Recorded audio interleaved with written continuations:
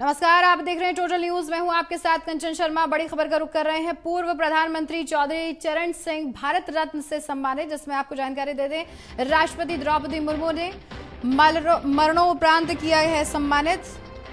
और इसी में ये जानकारी अभी प्राप्त हो रही है कि ये पुरस्कार चौधरी चरण सिंह के पोते जयंत सिंह उन्होंने लिया है और भारत रत्न दिए जाने पर खुशी भी जाहिर की है। इससे पहले भी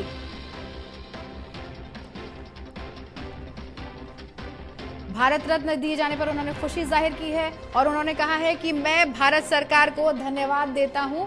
ये जयंत सिंह का कहना है। जयंत सिंह इस वक्त बीजेपी के साथ हैं और राष्ट्रपति द्रौपदी मुर्मू जिन्होंने मरणोपरांत ये जब सम्मानित किया तो काफी खुशी उनके चेहरे पर दिखाई दी।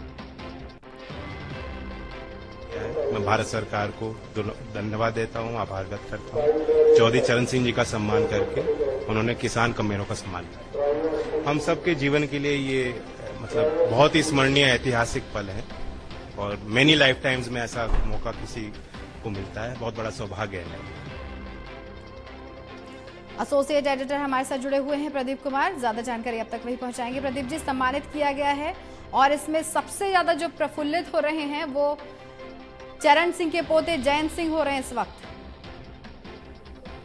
देखिए, बिल्कुल, और ये काफी महत्वपूर्ण भारत रत्न का ऐलान जब प्रधानमंत्री ने किया था पिछले दिनों, तब उन्होंने ट्वीट करते हुए जानकारी दी थी जिसमें जो नाम थे उनका ऐलान किया गया था। सबसे महत्वपूर्ण नाम जो कि पूर्व प्रधानमंत्री चौधरी चरण सिंह का नाम था और ऐसे में ये साफ हो गया था कि आरएलडी प्रमुख जयंत चौधरी बीजेपी को ज्वाइन करेंगे, यानी बीजेपी के गठजोड़ को वो ज्वाइन करेंगे, एनडीए में शामिल होंगे। और उसके बाद उन्होंने इसका ऐलान भी कर दिया था कि दिल जीत लिया है, ये ट्वीट किया था। आज राष्ट्रपति भवन में जो समारोह हुआ है उसमें यहाँ पर इन दिवंगत नेताओं की बात करें तो उनको यहाँ पर सम्मानित किया गया है। उनकी ओर से उनके रिश्तेदारों ने ये अवार्ड हासिल किए हैं जिसमें कई प्रमुख चेहरे शामिल रहे हैं। खासतौर से राष्ट्रपति द्रौपदी मुर्मू ने आज जो राष्ट्रपति भवन में अलंकरण समारोह हुआ उसमें ये भारत रत्न प्रदान किए हैं।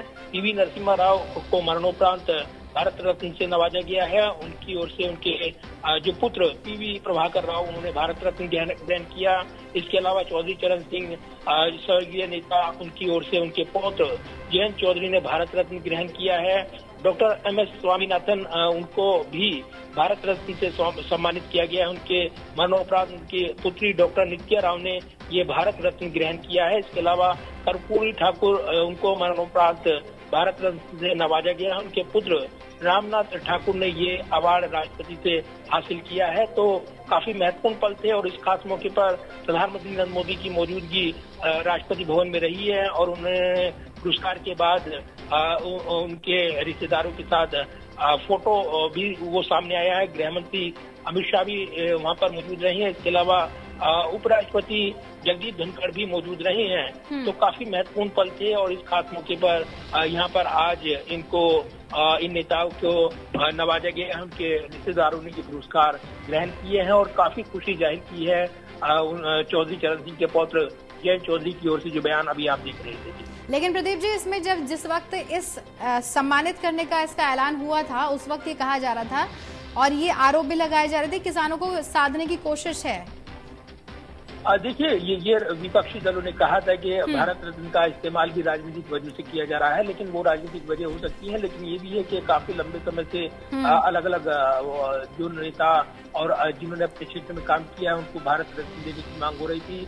पीवी नरसिम्हा राव का चयन भारत रत्न के लिए किया गया तो इससे पीछे एक बड़ी वजह ये भी कहा गया था कि चूंकि उन्होंने कांग्रेस की लीग से हटकर काम किया था और उनको वो सम्मान नहीं हासिल हुआ जिसके वो हकदार थे, तो इसलिए उनका चुनाव किया गया। एक साउथ की पॉलिटिक्स को बड़ा मैसेज देने के लिए ये दाव चला था राजनीतिक तौर पर। दूसरी तरफ चौधरी चरण सिंह जो किसानों के बड़े नेता रही हैं और वो प्रधानमंत्री बने थे, भले ही कम समय के लिए बने हो लेकिन एक छाप छोड़ी थी उन्होंने और इसीलिए पश्चिमी उत्तर प्रदेश और अलग अलग हिस्सों की बात करें तो एक प्रमुख जाट नेता के तौर पर उनकी पहचान और उनकी विरासत को आगे बढ़ाते हुए अलग अलग दल नजर आई हैं और इसीलिए उनका ये जो चयन किया गया राजनीतिक वजह से किया गया, विरोधी ने कहा था, लेकिन इसके मायने भी निकल कर आए थे और आरएलडी की ओर से ज्वाइनिंग हो गई थी। एनडीए के खेमे में वो चले गए हैं, अब गठबंधन में वो शामिल है जयंत चौधरी की पार्टी। तो ये जरूर है कि ये सवाल तो विपक्ष की ओर से उठे थे, लेकिन इनको नकारते हुए बीजेपी ने कहा था कि जिनका सम्मान नहीं हुआ उनको सम्मानित किया गया है। और इसी कड़ी में स्वामीनाथन जो हरित क्रांति के जनक माने जाते हैं, उन्होंने किसानों के लिए कई महत्वपूर्ण सुझाव दिए थे।